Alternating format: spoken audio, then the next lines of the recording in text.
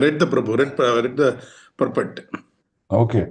So all of you should read the purports to understand the subject matter in greater depth. If you don't read the purports, then you will see that you're not keeping a pace with what we are doing and progressing. Okay.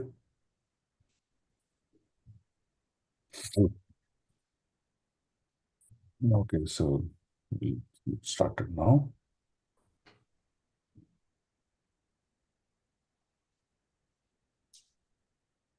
Okay. You're all able to see. Yes, Prabhu. Okay. So in the previous chapters, right? So previous chapter is titled How Parikshit Maharaj Received the Kali, right? So in the previous chapter, the main focus was on, Parikshit Maharaj understood that Kali Yuga has begun. So he takes his horse, goes into the kingdom in all directions. He hears the glories. He hears glories of Krishna everywhere in relationship with his devotees. And he hears the glories of devotees in relationship to Krishna. So we saw all those things. Oh. Then importantly, we saw what's the conversation between Dara and Dharani. Dara refers to bull, which represents the four pillars of religiosity. Then Dharani refers to the cow. Cow refers to Prithvi or earth, right? And how she felt the burden.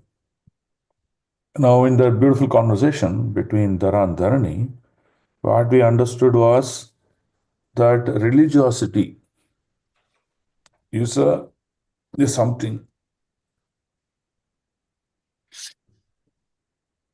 What is religiosity? We understood. What is religiosity? Religiosity is a great platform where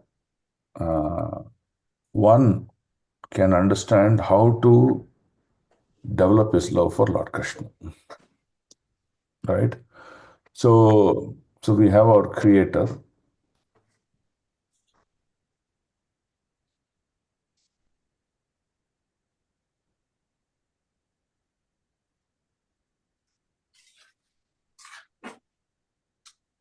Okay. So we have the creator, that is God. So now religiosity teaches us how one can develop religion with that creator. That's the purpose of religion.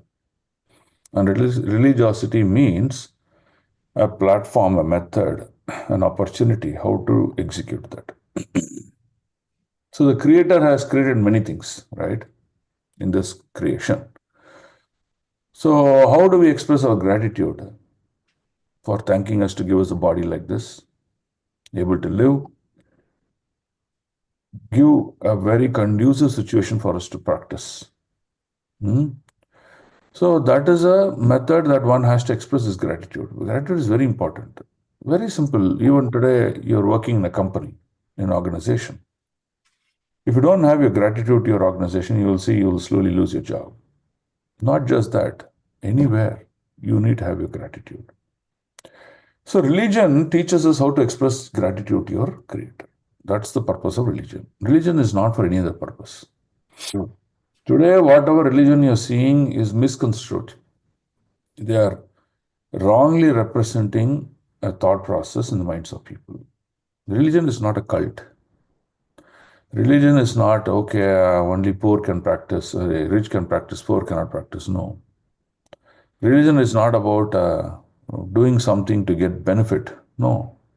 Religion is about expressing our gratitude to the Creator. That's the purpose of religion. So, the bull represents religiosity. And in that religiosity, there are many aspects.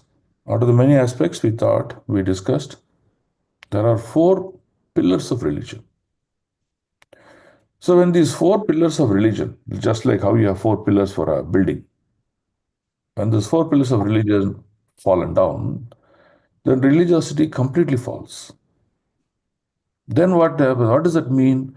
It means that there will never be an opportunity for us to make the connection with the Creator. That's what it means.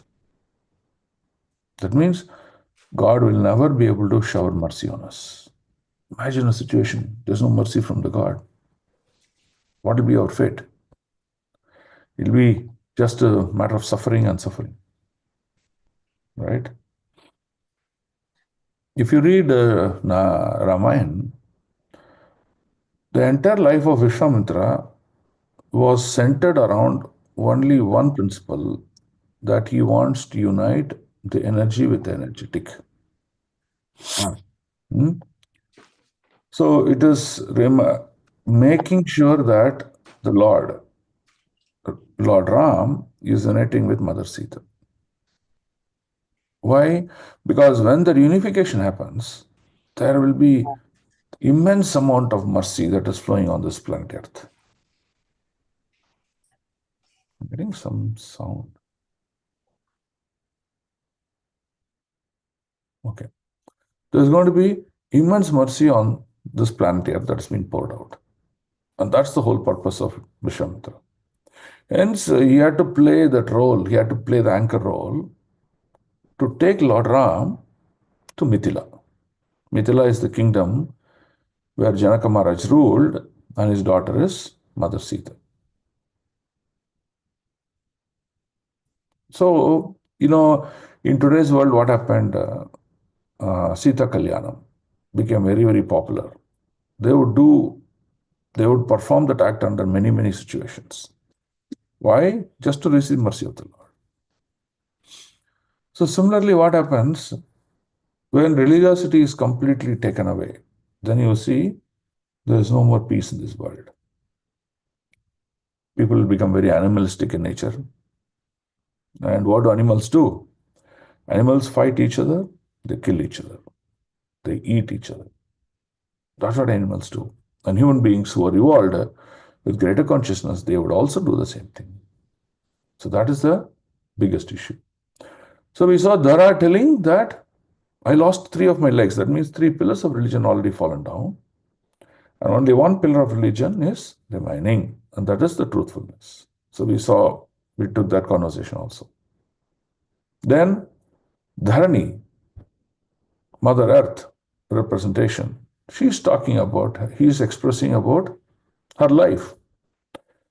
She said her life was full of burden. Why? Because it was burdened with people who are adharmic in nature, who do not know what dharma means. Because of that, the burden for her increased like anything. When the burden increases, what happens? She withdraws. Today, you get grains. You're able to put those grains in the soil, and immediately the plant of the tree grows. And it produces so much of grains. Right? That's how you get your paddy today. Paddy, pulses, and all these things. Now, if Mother Earth withdraws, that means, what does it mean? You will put grain, but the plant will grow, but it will not produce any more grains. You put a mango seed, the mango tree will grow, but it will never produce any fruits. That's what is called withdrawal. Mother Earth withdraws when the burden on her increases. So now when Lord Krishna came into this planet Earth, what he did, you know the great pastimes, right? Mother Yashoda wanted to make shoes for Krishna because now he will go to the forest for grazing with the cows. And if he goes bare feet, there will be thorny objects, there will be stones, very sharp stones that may poke his leg. So she wanted to make shoes. What Krishna said, hey, I'm taking lakhs of cows. I'm going with many Gopakumaras. What about shoes for them? You should make for them too. So if you can't make shoes for them, then I will also not wear shoes. So that's a pastime he made. It's a beautiful pastime, I'm not going into detail. But that resulted in greater affection. So Mother Earth got the opportunity where Lord kept his lotus feet directly on Mother Earth. Lord's lotus feet is made of a lot of symbols. You know that, no? So I don't know how many of you know it, but let me show you.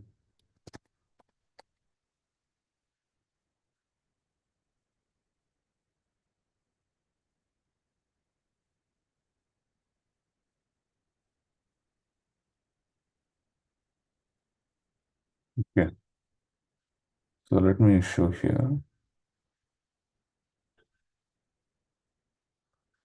So I'll just share this. So this is the feet of Lord Krishna. Can you all see the screen? Yes, Yes, Prabhu. Prabhu. Yes. Yes. See the screen, this is the two lotus feet of Lord Krishna. And you see the symbols. You can see chakra, you can see flag, you can see lotus, you can see an umbrella. Then you can see a vajra. Then you can see the dvaja. So like that you can see a rekha. Rekha means line. For example, in our forehead, if you see when you do like this, you'll get 3 lines. Because Krishna gets 3 lines, it's got 3 rekha. Right? So like that. Then you see a swastik symbol here. Then you see a Matsya fish. Then you see a Ardha Chakra. Then Trikona, you see Trikona. Kona means a sharp object with 3 sides. Trikona. There you can see Kalasha. Then you see Dhanush. Then you see a conch. Then you see these specific lines, they call it Janam. Jan. Okay. So like that, now it says, look at this. Krishna's feet signify purity and grace.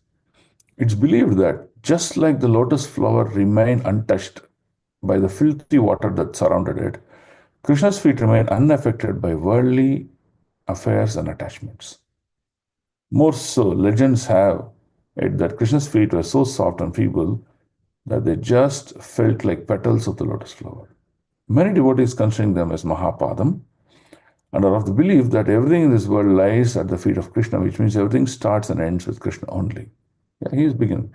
He is Govinda. He is Adi Purusha. So, the point to understand is that this lotus feet, Krishna didn't wear shoes. Krishna kept the lotus feet on the Mother Earth.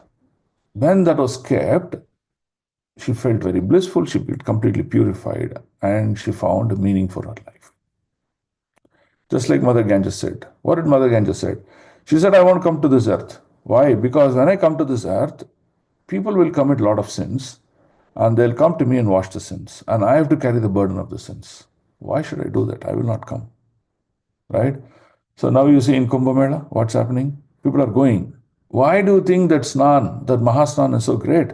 Because on Mahasnan days or whatever days it may be, when you go and take bath, take a dip there, you will wash away all your karma, all your sins. You'll become pure. But what's the problem? So this Mahakumbh gives an opportunity for liberation. Huh? What sort of liberation you get when you get in Mahakumbh? People who do not practice bhakti, okay, they go to this Mahakumbh and they want to wash themselves. So they get liberated, meaning removal of all sins. So what liberation that is equal to? No idea? Sahaja, Prabhu. Sahaja, it is Sahaja Mukti, it is impersonal liberation. Right? So they get impersonal liberation. What happens to impersonal liberation? They go to Brahmajyoti, they stay for a long period of time, they again fall down. Right? When they fall down, they become, why will they fall down? Is because they will see, oh, the beauty of the Lord, the activities of the Lord are so nectarine, wondrous. What am I doing here? There's nothing in Brahmajyoti to do. I better perform activities, devotional activities. And they want to, and they plead to Lord, and Lord gives them an opportunity again. So again they come back to this Mother Earth. They're born. Some of them they may forget. So they are born as great philanthropists. You see, some of them are super philanthropists in their life. They give their entire life. They give all their wealth for philanthropy. These are all those special yogis who went to Brahmajyoti and fell down. The best example is Mother Teresa, right? She gave her entire life for philanthropic work. What does philanthropic work means? Work which enable a facility or services to the human beings, right? In different formats. Either people may donate in large quantities or they may give their entire life for philanthropy. That is called Manava Seva. So they would go like that and then come back. So what is the motivation for Mother Ganges to come to this planet? Because she was told, when she feared, she was told that, don't worry, Mother. Along with many sinful people, there will be many devotees of Lord. They will also take bath in your river.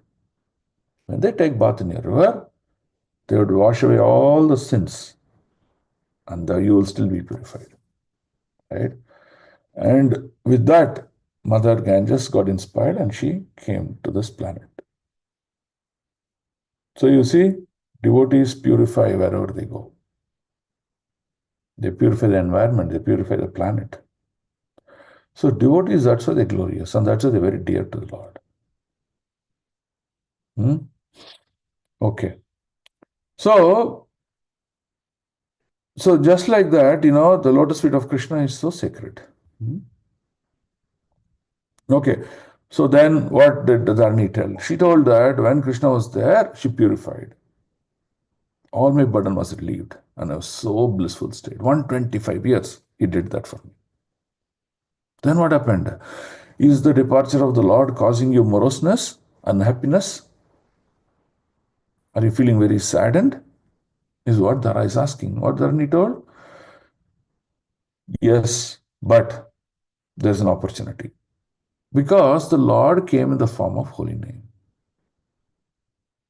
name. So Lord took the form of Sri Chaitanya Mahaprabhu. It is called as the golden avatar. He is called Avatari.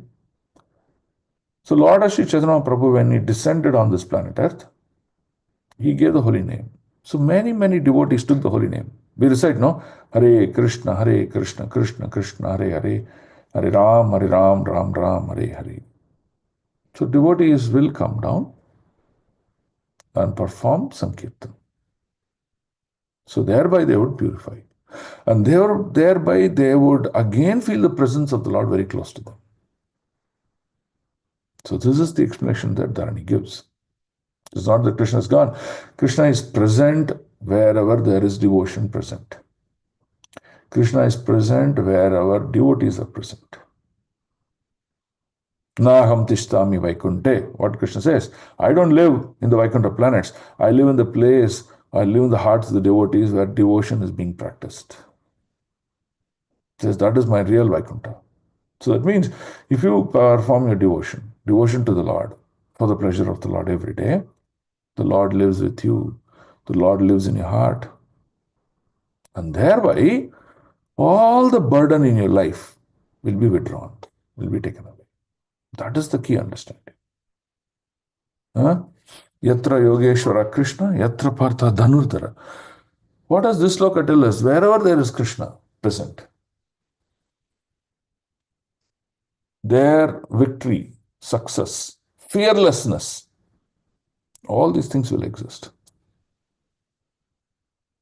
So imagine in Mahabharata war, there are 11 Akshonis on the side of Duryodhana, and there are 7 Akshonis on the side of Pandavas. Yet, Duryodhana was amazed. In fact, he tells in the first chapter, in the 8th sloka, he says, even though my Akshoni size, the army size, is much, much, much bigger, almost 1.5 times bigger than the army of Arjuna, their formation, the army formation is so wonderful that it trembled the fear in the heart of Duryodhana. Hence, what did he do? He didn't know what else to do. He immediately glorified Bhishma Dev. Told him, hey, you're undefeatable, you're so-and-so, you're so-and-so. He glorified Karna, he glorified Kripacharya, he glorified Dronacharya. He glorified his brothers. Like that, he went on glorifying everyone because he wants to instill faith in their heart. Because he saw the army faith. Now, what happened? Is the army the greatest wealth or Krishna being present the greatest wealth? Krishna. Because wherever Krishna is there is victory. Krishna can bring victory in different formats. So, our prime duty in our life is to practice of devotion, is to please the Lord and make wherever we are a Vrindavan. What does Vrindavan means? Vrindavan is a place where Lord Krishna performed amorous pastimes with his associates. Very wonderful pastimes, unbelievable pastimes he performed. So, wherever we are, if that place is going to be Vrindavan, what does it mean? It means Lord lives eternally there with so much state and happiness. That is life. That is life of devotion. That's all we are all aiming to. We're not aiming anything else in our lives. So, that was the conclusion of Dharani. Okay? So, now we clearly understood the position at which where we are and how this Kali, which is called Kali Yuga today, is a demon which is going to create havoc. It is going to create all sorts of acts that will break religiosity. If religiosity is broken, if people do not practice devotion, it will add burden to this earth, and earth will withdraw all the things that it is giving. There will be intense heat, there will be scarcity of water. There will be scarcity of fruits produced. When there is scarcity of food that is produced, there will be enough fights among people and they will die. That is the goal of Kali. But the goal of Nama Sankirtan given by Lord is to provide blissfulness and happiness to come out of all this miseries and suffering. So that's the cusp of situation that we are in. So, as human beings, we have great opportunity to realize these facts and lead a very balanced life of spiritual, devotional, and material life. Now, why I'm talking about balanced life? In fact, Shastra tells you have to just lead only spiritual life. But I'm giving a concession there. Because all of us have responsibility. Until you come to a point where you're zero on material responsibility, yes, you take up spirituality full time. But for now, balance it. Give your life completely on spirituality and make your material life in order to lead a life where you have taken commitments of family, so that you're able to progress together and take all the members of your family into Krishna consciousness. Are we good so far? Have we created the understanding of why we've come to this much of reading till now? Yes, Prabhu.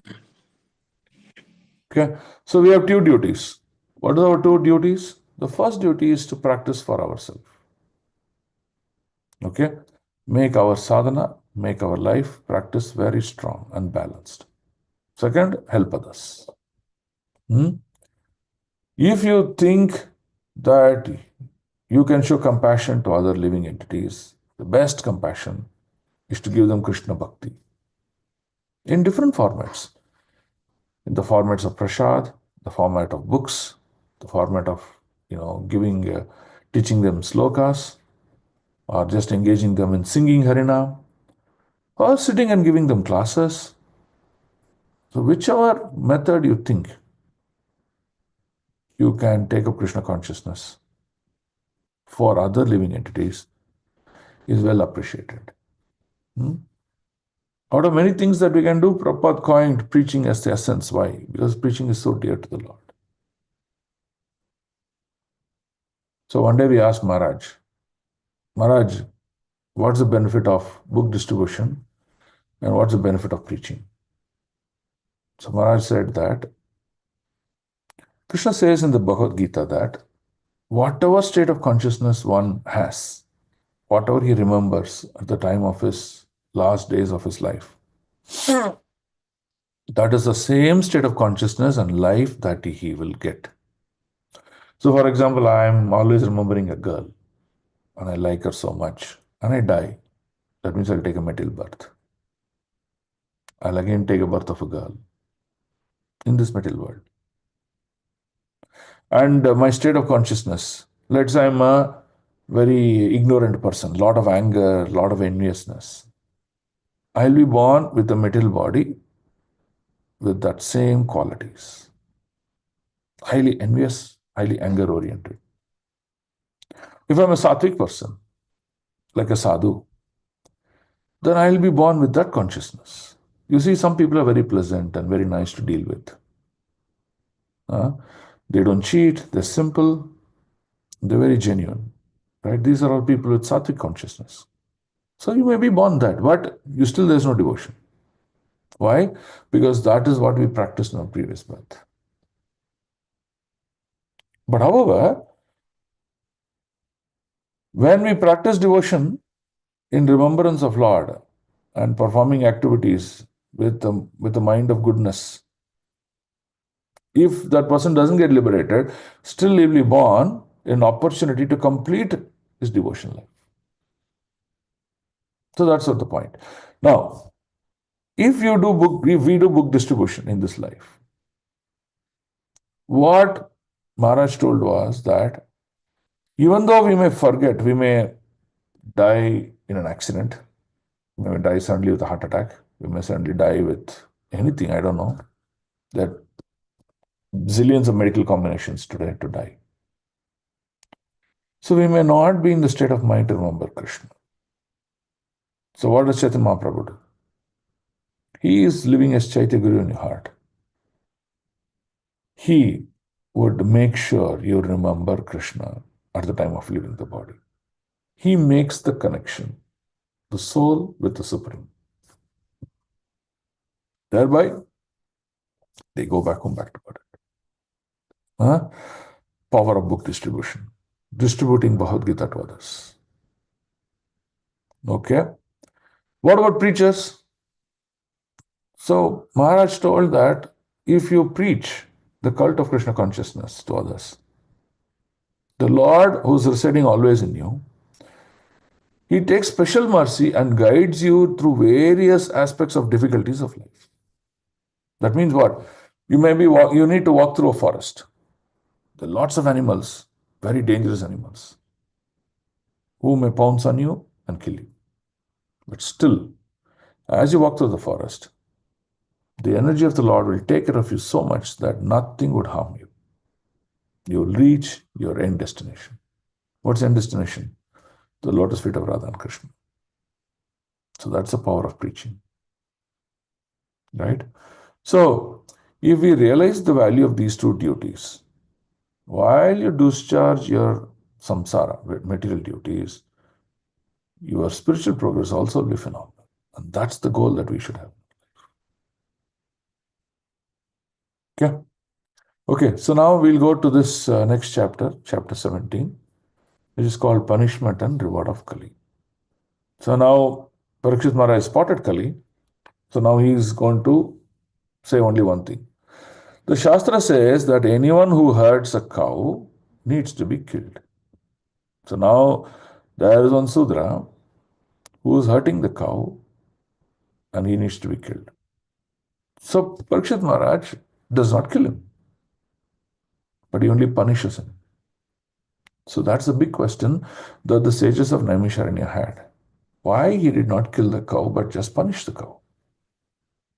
So for which Sutta Goswami is answering, the conversation that happened between Kali Purusha and Parikshit Maharaj. So in this chapter, it will be more of reading. All of us will just read a lot so that we understand the certain purpose that Prabhupada very beautifully described. Okay. So let's begin. Om Ajnana Timrandasya Jnananjana Shalakaya. When I'm doing the prayers, I request all of you to offer prayers in your house, wherever you are, however you are, the same set of prayers you offer. That's important, okay? Chakshurunmilitam yena tasmai Shri Gurave namaha Shri Chaitanya Manobishtam Stapitam yena bhutale Swayam Rupa Kadamayam Dadadi Swapadandikam Vandeham Shri Guru Shri Yuta Kamalam Shri Gurum Vaishnavamscha Shri Rupam Sagrajatam Sahagana Raghunathanvitam Tam Sajivam Sadvaitam Savadutam Parijana Sahitam Krishna Chaitanya Devam Shri Radha Krishna Padam Sahagana Lalita Shri Vishakhanvitamscha He Krishna Karuna Sindhu Dinabandho Jagatpate Gopesha Gopika Kanta Radha Kanta Namostute Tapta Kanchana Gaurangi Radhe Vrindavaneshwari Rishabhanu Sute Devi Pranamami Haripriye Vancha Kalpatarubhyascha Kripa Sindhubhya Evacha Patitanam Pavanebhyo Vaishnavebhyo Namo Namaha Namavom Vishnupadaya Krishna Prestaya Bhutale Srimate Bhakti Vedanta Swaminiti Namine Namaste Saraswate Deve Gauravani Pracharine Nirvishesha Shunyavadi Paschata Desatarine Jai Shri Krishna Chaitanya Prabhu Nityananda Shri Advaita Gadadara Shivasadi Gaura Bhakta Vrinda Hare Krishna Krishna Krishna Hare Hare Hare Ram Ram Ram Hare Hare. Okay, so let's start with the 17.1. Sutavacha Tatra Gomitunam Raja Hanyamanam Anantavat Dandahastam Cha Vrishalam Dadrishe Nripalanchanam. Translation. Sutta said, after reaching that place, Maharaja Parikshit observed that a lower caste Sudra, see, Sudra itself is labor class, in that lower caste, just like a king, uh, was beating a cow, a bull, with with a club. Club is that big fellow, the strong, solid metal, right? If they had no owner, that means there's no owner for the cow or the bull, so he just kept on beating them. Okay, someone read this. Hare Krishna Prabhu. Yes. Pranam.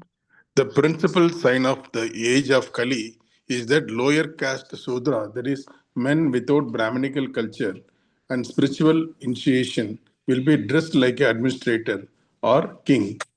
And the principal business of such non Kshatriya rulers will be to kill the innocent animals, especially the cows and the bulls who shall be unprotected by their masters, the bona fide Vaishyas, the mercantile community. In the Bhagavad Gita 18.44, it is said that the Vaishyas are meant to deal in agriculture, cow protection, and trade. In the age of Kali, the degraded Vaishyas, the mercantile men, are engaged in supplying cows to the slaughterhouse. The Satriyas are meant to protect the citizens of the state, whereas the Vaishyas are meant to protect the cows and the bulls and utilize them to produce grains and milk.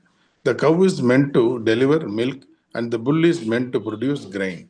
But the age of Kali, the Sutra class of men are in the post of administrators, and the cows and bulls are the mother and the fathers unprotected by the Vaisyas, are subjected to slaughterhouses organized by the Sudra administrators. Hare Krishna. So we very well see this. Yes. We very well see this condition today. Okay. Let's read the second sloka. Prisham Rinaladvalam Mehantam Iva Bibhyatam Vepamanam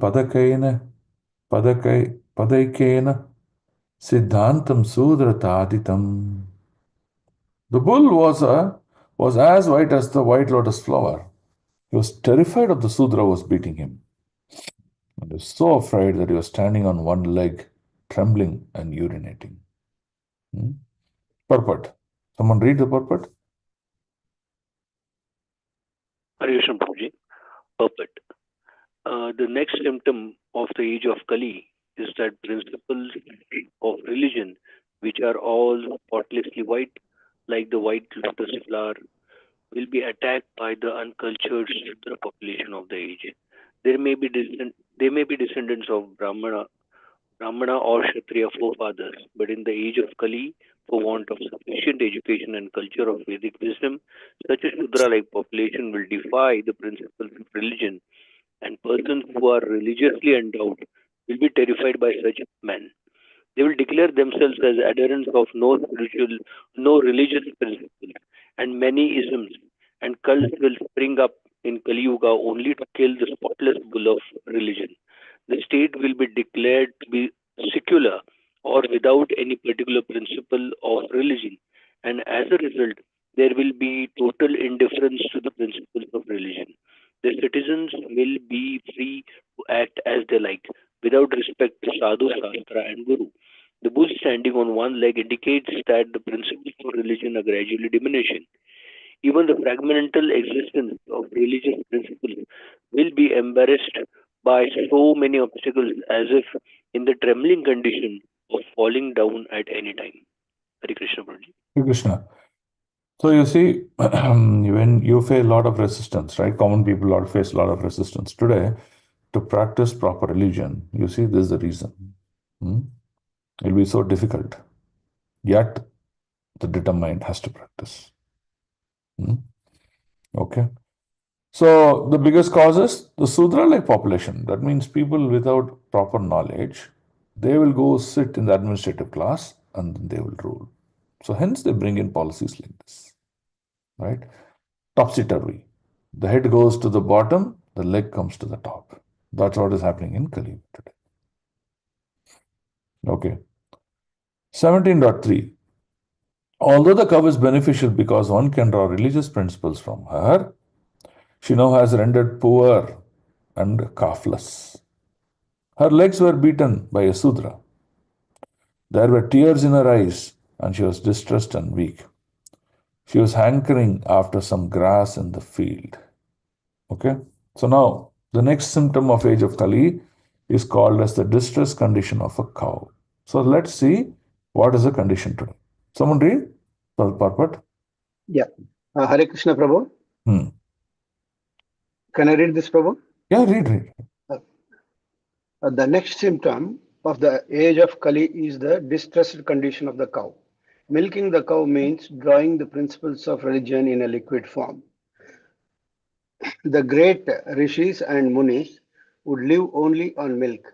Srila Sukadeva Goswami would go to a householder while he was milking a cow, and he would simply take a little quantity of it for subsistence. Even 50 years ago, no one would deprive a sadhu of a quart or two of milk, and every householder would give milk like water. For a Sanatanist, a follower of Vedic principles, it is the duty of every householder to have cows and bulls as household paraphernalia, not only for drinking milk but also for deriving religious principles. The Sanatanist worships cow on religious principles and respects Brahmanas. The cow's milk is required for the sacrificial fire, and by performing sacrifices, the householder can be happy. The cow's calf not only is beautiful to look at, but also gives satisfaction to the cow, and so she delivers as much milk as possible. But in the Kali Yuga, the calves are separated from the cows as early as possible for purposes which may not be mentioned. In the pages of Srimad Bhagavatam. Yeah, which may not be mentioned in the pages. 1 minute. Left hand side top. Yeah. Okay. In the pages of Srimad Bhagavatam, the cow stands with tears in her eyes. The Sudra milkman draws milk from the cow artificially, and when there is no milk, the cow is sent to be slaughtered. These greatly sinful acts are responsible for all the troubles in present society. People do not know what they are doing in the name of economic development. The influence of Kali will keep them in the darkness of ignorance. Despite all endeavors for peace and prosperity, they must try to see the cows and the bulls happy in all respects. Foolish people do not know how one earns happiness by making the cows and bulls happy, but it is a fact by the law of nature.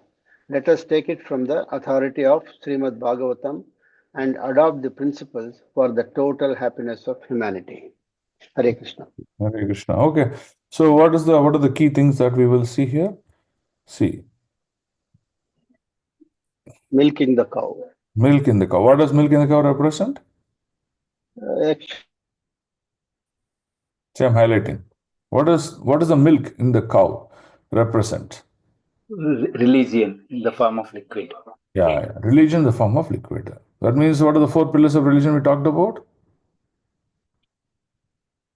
Truthfulness, Cleanliness, Prabhu. cleanliness. Intoxication, No. Austerity. Austerity, Mercy, Prabhu. mercifulness. Yes. So these are the four pillars of religion, right? And how do you get these qualities?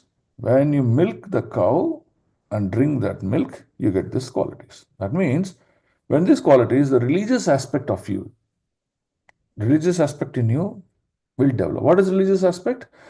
You finding some method to connect with the Lord, expressing the qualities of gratitudeness to the Lord.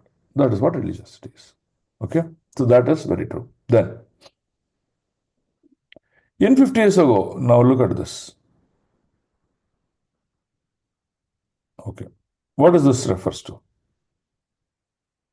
One that I'm highlighting.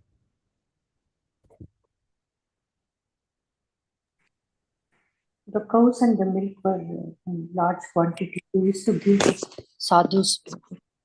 Every sadhu could get milk, and milk was given away just like water. So religious principles were maintained. Okay. So those days, what did people would do? Because sadhus are very dear to the Lord, they would first feed the sadhus with these wonderful things. And after that, as a next step, they would consume that, right? So, today we don't have any of those etiquette. We don't have any of those governing principles on religion as practice, right? People are living in such remote locations. They are, first of all, society deprived of sadhus. So they cook, they eat. They cook, they eat. They cook, eat. All the time cook and eat. Nothing else, right? You see how the society is falling down. Okay. Then this one. Look at this point. Who can answer this point? The green? Who can answer the green? the cow's milk is required for the sacrificial fire, and by performing sacrifices, the householder can be happy. Yeah. So The- from cow's milk, what are the derivatives you get? You get yogurt, yeah, then you get ghee, ghee, you get butter. butter. Butter is very dear to Krishna. The ghee is used in all the sacrifices, right? Now, without butter and ghee and things like that, what will you put in the sacrificial arena? Will you put petrol and diesel? No. So, by pouring ghee in the sacrifice, you are pleasing the Lord Vishnu, and thereby he will reciprocate and award benediction.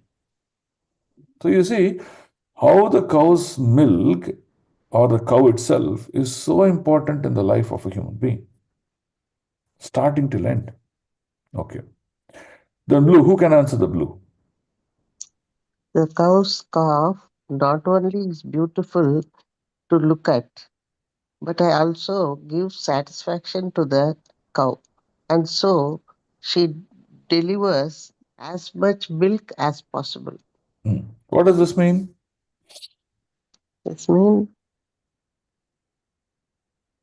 she will give abundant milk so that much ghee and curd is produced. Yeah, okay. So that is the scientific aspect. What is the spiritual aspect? The calf should be fed nicely, Prabhu. After the calf drinks only, then we have to take the remaining milk.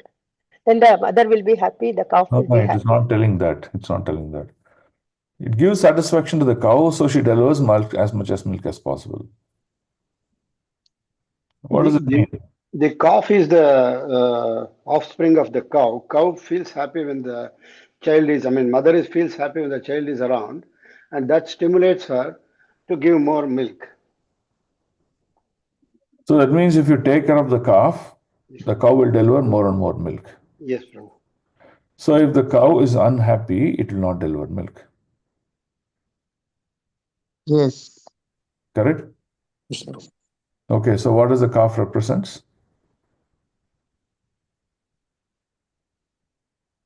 Mother, Mother Earth is Prabhu, if Ma- you please, sorry, Prabhu. Sorry. Ah. Right, Mataji. Hare Krishna. Mother Earth is pleased. She will produce more grains and more No, that's not my abundant question. things. My question is, what does the calf represent now? Dharma, Prabhu. Dharma. Okay, the calf represents practice of religiosity, right? If practice of religiosity is very poor, then you see all irreligiosity will cause burden, and hence the cow will withdraw. That's what it means. Okay, when religiosity is practiced fully, Mother Earth is very jubilant that she gives as much as possible. When religiosity is not practiced, she withdraws. Okay. Then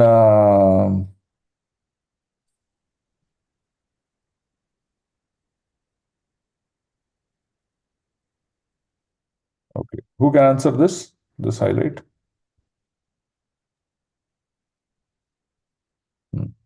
Who can answer this highlight? The influence of Kali will keep them in the darkness of ignorance. Despite all endeavors of peace and prosperity, they must try to see the cows and the bulls happy in all respects. Foolish people do not know how one earns happiness by making the cows and bulls happy, but it is a fact by the law of nature. This The due law to of that nature ignorance. created cow. Yeah. The law of nature created cow in a specific format. Now Yes. you see, in the body of cow, the Devatas are living, correct? All the demigods, 33,000 crore demigods are there, 33 crore demigods are there, correct? By worshipping cow, that go Rakshak, or worshipping that cow, you are worshipping all the Devatas. So you see the position of the cow. People don't know this. They only see what? The scientific aspect. Oh, how much milk it is giving? Oh, this cow is useless. Send to slaughterhouse, kill it. At least eat the flesh and be happy about it. Huh? You see the mentality of people. So you see, when ignorance is prevailing stronger and stronger, you see the consciousness of the state of people. This is the point. Okay, so are we good so far? We've understood? Yes, Prabhu. Okay. Now let's read next sloka, 17.4. Papracharatam kartasvara parichadam mega gambhiraya vacha samaropita karmukaha. Maharaj Parishit said, well, a cube with arrows and bows seated on a golden embossed chariot spoke to him. Okay, so Maharaj Parishit now caught the Sudra with a deep voice sounding like thunder. Because Maharaj Parishit is so angry that he is behaving in an irreligious manner. Okay, so let's read the purport. Who's going to read? Shall I read now? Read. An administrative head or king like Maharaja Parikshit, with full majestic authority, well equipped with weapons to chastise miscreants, can challenge the agents of the age of Kali. Then only will it be possible to counteract the degraded age. And in the absence of such strong executive heads, there is always disruption of tranquility. The elected show bottled executive head as representative of a degraded public cannot be equal with a strong king like Maharaja Parikshit. The dress or style of royal order does not count. It is one's actions which are counted. Thank you. No, Hari. It's not your externals, it's not your internals. Based on your internals is what you bring with your policies and procedures. And when your heart is purified, you come with great solutions, great thinking, and you rule the kingdom. That is when Ram Rajya will happen. It's not that you also dress like Lord Ram and sit in a simhasana just like Lord Ram. The whole thing will change. No, it doesn't happen like that. That's the point. Okay? So let's read 17.5. Kastvam makcharaniloke baladamsya abalambali naradevosi veshena natavat karmana dvijaha. Oh, who are you? You appear to be strong and yet dare kill within my protection those who are helpless. By your dress, you pose yourself to be a godly man, king, but your deeds are that you are opposing the principles of twice born Kshatriyas. Right? So now you see that Sudra is dressed like a king. A king means what? You will think, oh, he's head of the state, he will bring in religiosity, he will protect the kingdom, he will help the people from the poor, all these things, God consciousness, everything. But instead of doing that, his act is different. That means his personal external look is different, his internal consciousness is different. That's what he is mentioning. Okay. Hare Krishna. Okay. So we'll go to the next sloka. Yastvam Krishna gate dhuram saha gandiva dhanvana socho asi asochan rahasi praharan vadam arhasi. You rogue, do you dare beat an innocent cow? Because Lord Krishna and Arjuna, the carrier of the Gandiva bow, are out of sight. Since you are beating the innocent in a secluded place, you are considered a culprit, therefore deserve to be killed. So now what does this mention? This mentions very simple. Actually, Kali was born even when Lord Krishna was present. Okay. So what is the time duration? There is something called as cusp period. That means overlay period. So for example, now you have your constellation or the signs, right? So for example, Gemini is getting over on 21st of June. Okay. Which is the next sign, whether it's Leo, okay, whatever it may be. Let's assume it's Leo. Cancer, Prabhu. Cancer, okay. So Cancer will not start 22nd of June. It will start something like 18th of June or something. Okay. So now what does this mean? The time period 18, 19, 20, 21, 22, this 5 days is considered as a cusp. What does cusp means? It means that the person who is born on these dates will demonstrate the quality of Gemini, will demonstrate the quality of Cancer, both. But before these dates, he'll demonstrate more qualities of only Gemini, and after these dates, he'll demonstrate qualities of more of Cancer. So there's a cusp period. So similarly, it is not that Dwapariha ended on one particular day, immediately Kali Yuga started. No, there's an overlap period, right? So Kali was born in the overlap period when Kali Yuga began. Now, when did Dwapariha end? When Krishna completed his pastimes on this planet Earth. Krishna lived for 125 years. So Kali was born at that time. But Kali did not do anything. All his energy, all his strength was completely curtailed to zero. Why? Because of the presence of Lord. Once Lord left the planet, he went back to a spiritual planet. Immediately Kali found that there is no more obstacles for me. I can do whatever I want. So Kali started to exercise its strength. So, hence Parikshit is asking, oh, you're starting to exercise your strength, thinking that Lord Krishna and Arjuna are no more there? That's why he's asking this question. The carrier of Gandhi were born out of sight. They're not present. And that's the reason you're doing this abominable act.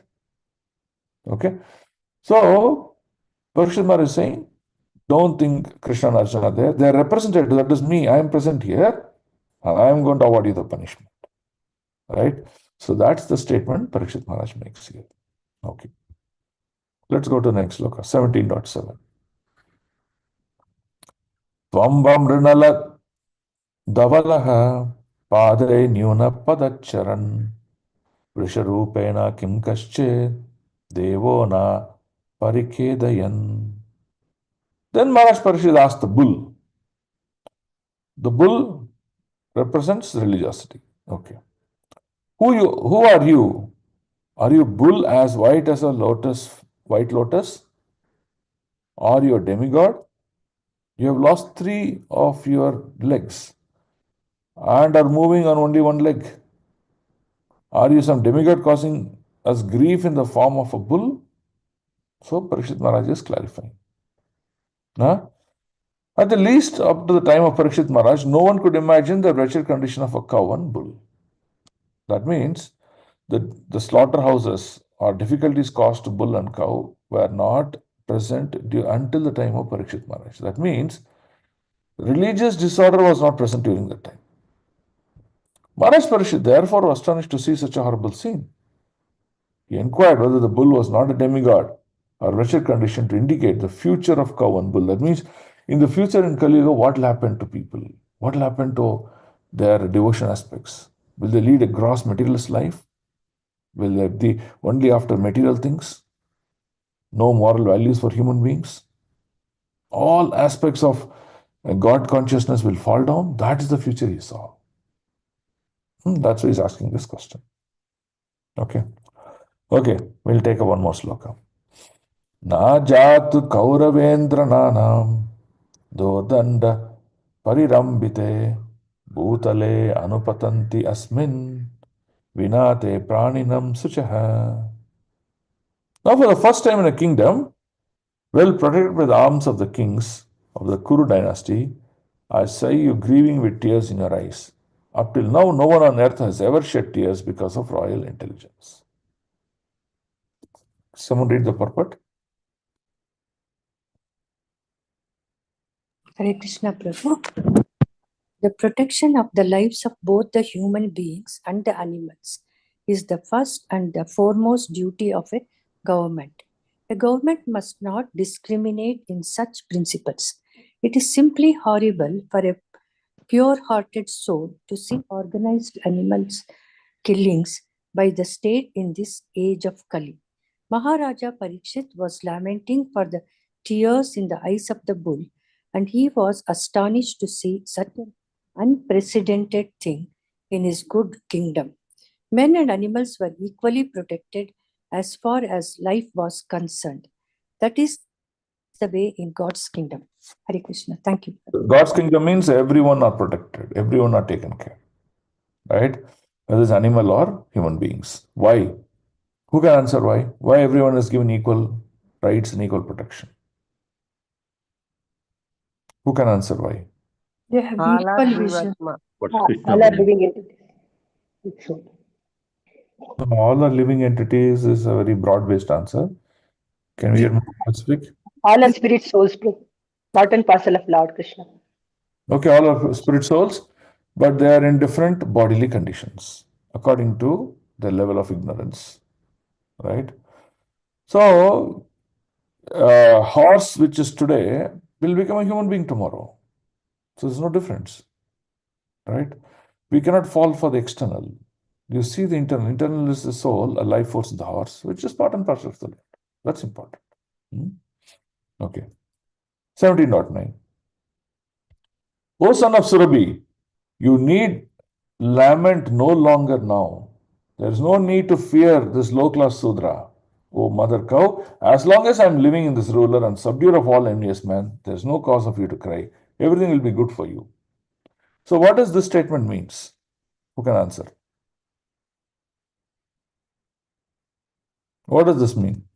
That means the bull will be protected, Prabhu. Protected, correct. So protected by whom? Protected by Parikshit Maharaj.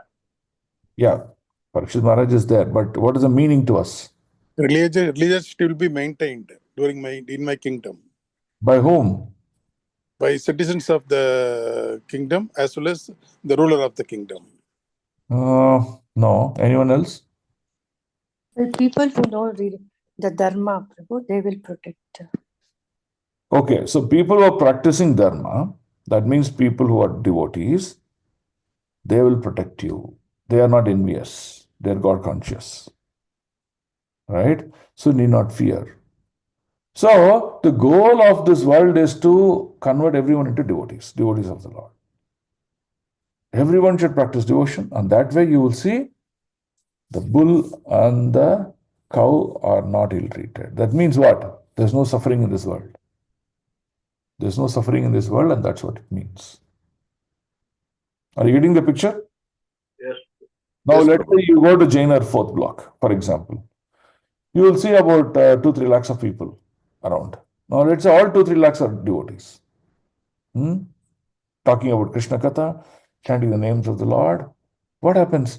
You will see there will not be any more disease, no more suffering, economic problems, or anything in the entire of Jayanagar. That's what it means. The cow and the bull have been protected. Okay? Are you getting the point? Now, like this, the whole world can be changed to become God. And that is the nature of Vaikuntha planets, and that's the nature of Prakriti planets. Okay? We'll do one last sloka for the day, and we will end here. O chaste one, the king's good name, duration of life, and good rebirth vanishes when all kinds of living beings are terrified by miscreants in his kingdom. It is certainly the prime duty of the king to subdue first the sufferings of those who suffer. Therefore, I must kill this most wretched man because he is violent against others living beings. Right? So let's repeat this once again. Let's read this very carefully. Very important. Okay. Let me highlight. Okay. O chaste one, the king's good name, the fortune or the popularity of the king, the glory of the king, the duration of life, how long the king will live. Okay. And good rebirth vanishes when all kinds of living beings are terrified by miscreants in his kingdom. That means the head of the state will fall if adharmic activities keep on increasing. So the duty of the head of the state is to ensure that the citizens are protected by protecting dharma. It is certainly the prime duty of the king to subdue first the sufferings of those who suffer.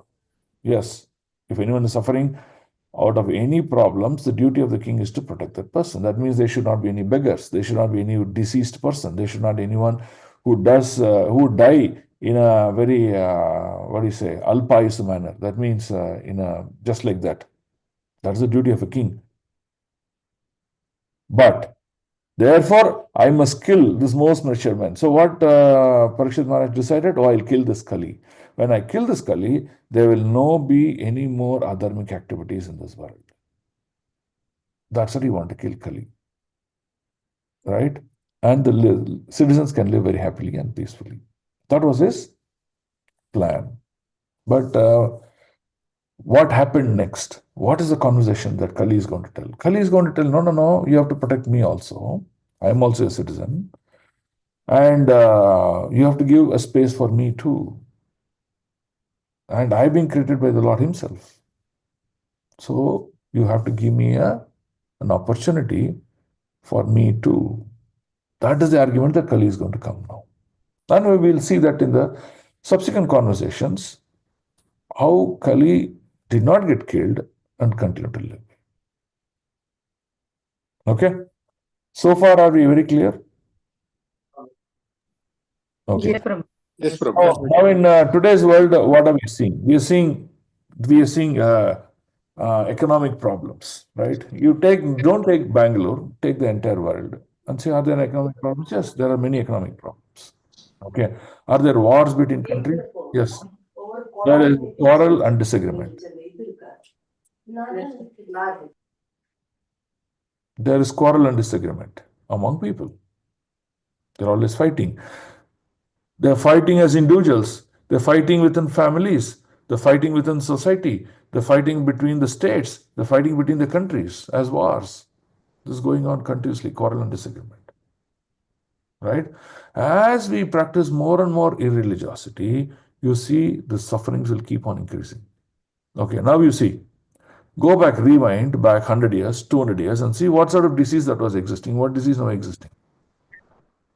All new kinds of disease, which is unheard of, is propping up and causing people to suffer. It is not about advancement in medicine. Don't confuse yourself. Advancement in medicine is an after the fact. That means you have a disease, the advancement in medicine will cure the disease.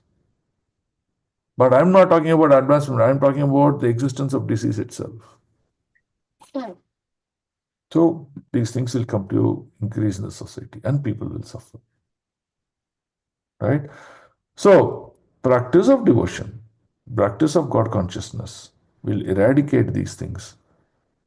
And when the society goes into a godless society, the suffering keeps increasing.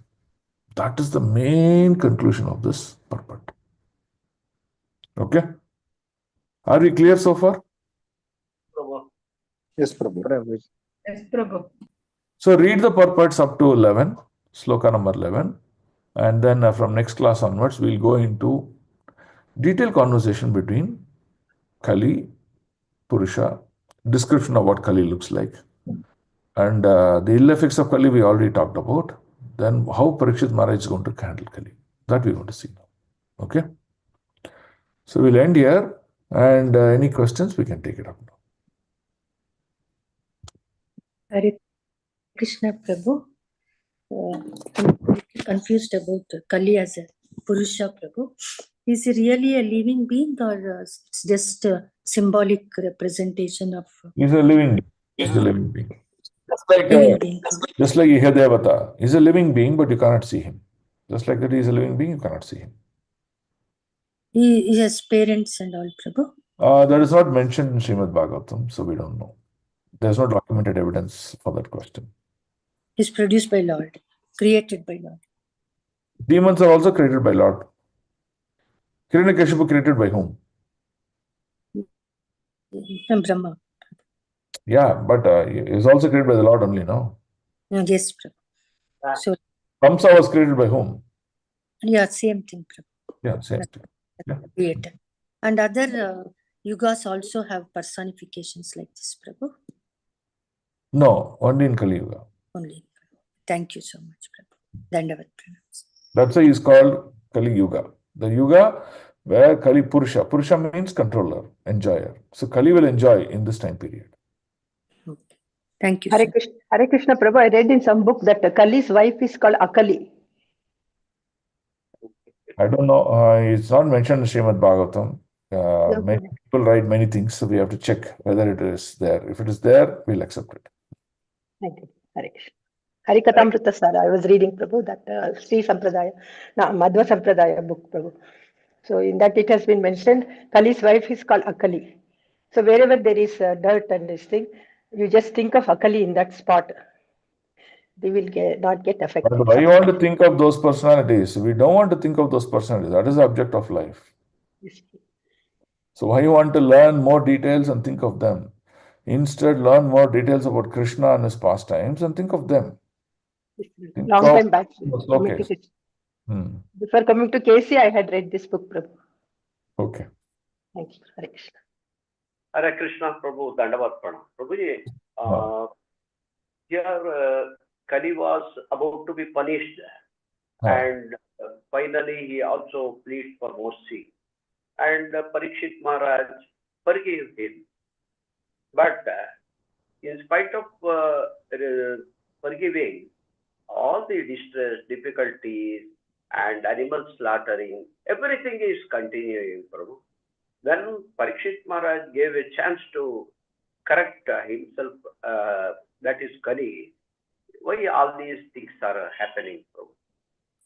Okay, that is a question that we will answer in the next class, because we'll discuss the answer of Kali Purusha. But in generally, Prabhu, the first yuga is Satya Yuga, the second is Treta Yuga, Dwapara Yuga, and Kali Yuga. Okay. Now, the role of Kala Chakra is like this. As Kala Chakra moves, as time turns, as time progresses, the quality of life will degrade. Opportunity to connect with the Lord will keep coming down. That is the point. And whatever opportunity you have today will be much lesser than the opportunity tomorrow. Okay. So this is the nature of Kala Chakra. The Kala Chakra will make life difficult for one to practice devotion. So that's why people should not waste time. Oh, I will see after 10 years. Oh, I'll see later on. No, when time is conducive now, practice devotion. That's the point. and go back home, back to God. This is not a place to live for us. This is a place for us to take up purification, manifest love of Godhead in our heart, purify ourselves and go back home. This is not a place to keep on doing material activities, keep on attending material programs, keep on increasing our material relationship. This is not the place. That is the illusion that we are into. This place is an opportunity for us to practice God consciousness and purify our life and go back home, back to God.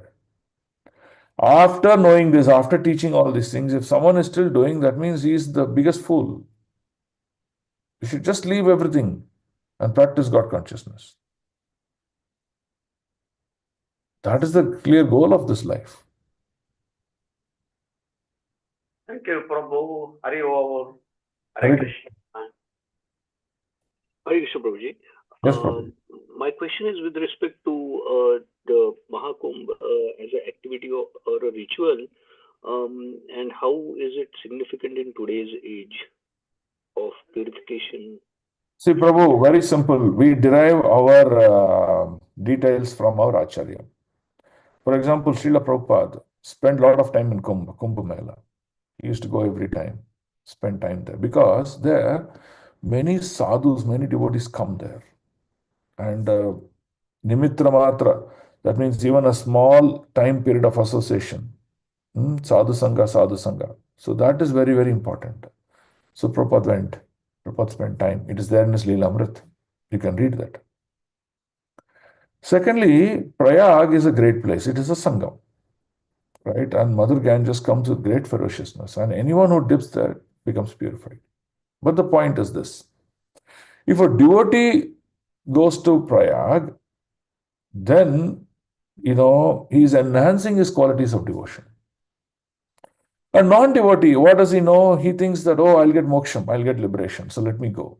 So if he goes, he will not get the personal liberations, he'll get impersonal liberation. Okay? So impersonal liberation, what is all about light, white light. So a lot of them, they would fall down as diamond into this world. Maharaj is telling that. They'll fall as diamond in the world. You see, diamond, what does it? It's a stone, and what does it have? It has just got white light, lights of reflection. That's it. That's what people want, no? People want to go there, a white light, I'll just stay there. So they'll be fallen as diamonds. And people will take that, cut it into shape, and then wear it. So there's no life in it. That's not life. That's the fall down of impersonal liberation. So people go there, they want liberation. But they don't know. After you get liberation, where would you go? What would you serve? Whom would you serve? What will be your activities? People don't know. And hence, the ignorance will cause a different kind of a problem. Okay, third. But when you go, you purify yourself. All the past sins that I committed, everything washed away. I get a greater chance to find myself an opportunity for liberation. But what people do? People come back into their same old life after that and accumulate new karma. But devotees, what they do? Every day they take Ganga Jal bath, every day chant the holy name, every day read Srimad Bhagavatam, every day perform devotion at home, and thereby they keep on purifying themselves every second of their life by doing Shravanam Kirtanam, Shravanam Kirtanam. That's what devotees do. So, devotees going to Kumbh Mela is a great thing. They should go to Kumbh Mela and enhance their devotion. But non-devotees going there without hint of knowledge of Kumbh Mela will result in impersonal liberation. Okay, so these are the positives or the differential viewpoints of going to Kumbh Mela. But this Kumbh Mela is once in 144 years. It is said that the planetary positions are in such a way that together the nectar, the greatest nectar, will fall on Prayag. Right? The nectar is never otherwise available in this entire time period. It becomes more potent. Okay. Very potent. So that's why people now, many ISKCON devotees are going, sannyasis are going, so many people are going to take bath. They'll take that snan and they'll come. Hari Bol. Thank you, Prabhuji. Yeah, okay. Hare Krishna. Hare Krishna Prabhuji, in the Kumbh Mela, in that Mahakumbh, that spot only they have to take bath, or there are so many sectors they are telling now. Now they have You have to go to created. Prayagraj, the Sangama, Triveni Sangama, which is the core point. That is where you have to take bath. People will say many things, but okay, it's good to take bath there also because Ganges flows everywhere. But the Sangama, the Prayagraj, the Chisel Prayagraj, there is where you have to take bath. The Hare Krishna. potency changes. Hare Krishna Prabhu, if you have little time, can you just tell the salient points of Kumbh Mela, Prabhu? No, I don't know much about Kumbh Mela. Okay. So you have to ask someone who is very scholarly about Kumbh Mela. So I know only a little bit. That's what I'm expressing. Hare Krishna Prabhuji. I have been going to Prayagraj many times, and very recently, 2-3 months back, I had been there and had the sacred dip there. And now I didn't had a chance in this auspicious Mahakumbh Mela. Now, actually, I might be losing anything, Prabhu. See, Prabhu, every day you have prasad, no? Yes, Prabhu. Today. Every day you have prasad, no? But what's the prasad that is on a festival day? That will be great prasad. Mahaprasad. Great prasad, and there will be a feast prasad, correct? Yes. Will a festival day prasad is equal to the same day, every day prasad that you eat? No, the opulence is different, right? Yes, Prabhu. The potency of prasad remains same, but the opulence is different, correct? Yes, Prabhu. That's the difference. Okay, Prabhu. Okay. Thank you. Hare Krishna. Hare Krishna. Any other questions? Okay. So thank you all. We'll meet next week in continuation with our conversation between Parikshit Maharaj and the Kali. And why Parikshit Maharaj, he awards a punishment, not killing the Kali. Why? We will conclude that. Okay. And the last conclusion is directly or indirectly associating with Kali will still cause problem for us. And that's what happened to Parikshit Maharaj. He, in fact, is a great soul still. Even though he protected Kali, he protected everyone, did punish, still Kali reflected back on Parikshit. And that caused the cause of death for Parikshit Maharaj, though powerful as Kali is. So, it is not that devotees can do whatever they want because they're chanting. No, devotees need to protect themselves and stay away. And that's what we will conclude. Okay? ग्रंथराज Bhagavatam की जय, श्रील प्रभुपाद की जय, गुरुदेव की जय, प्रेमानंदे वाञ्छा कृपा सिन्धुभ्येव च पतितानां पावनेभ्यो वैष्णवेभ्यो नमो नमः। अनंत कोटि वैष्णव वृंद की जय, वैष्णव ठाकुर श्रील प्रभुपाद की जय। ओम तत्सत। हरे Krishna. Hare Krishna. Hare Krishna Prabhu. Hare Dandavad Krishna Pranam. Dhanavad. Thank you, Prabhu. Dandavat Pranam. Hare Krishna Prabhu. Thank you, Prabhu. Hare Krishna. Hare Krishna. Hare Krishna Prabhu. Thank you, Dandavad Pranam. Prabhuji. Dandavat Hare Krishna Pranam. Prabhu. Dandavad Pranam. हरे कृष्ण प्रभु जी दंडवत प्रणाम। Hare Krishna Prabhu. Dandavat Pranam. Hare Krishna Prabhu, Dandavas Pranam Prabhu. Hare Thank Krishna. Hare Krishna Prabhu, Dhanavad Pranam Prabhu. Hare Krishna. We'll end the class.